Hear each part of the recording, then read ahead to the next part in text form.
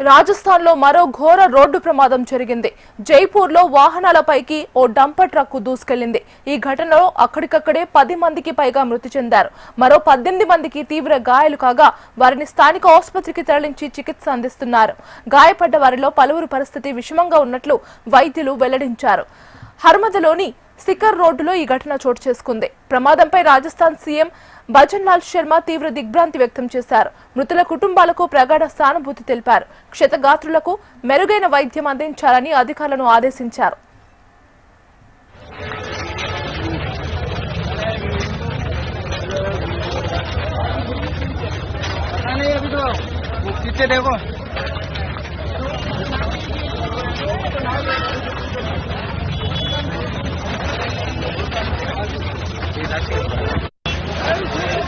गाड़ी को ठोक दिया।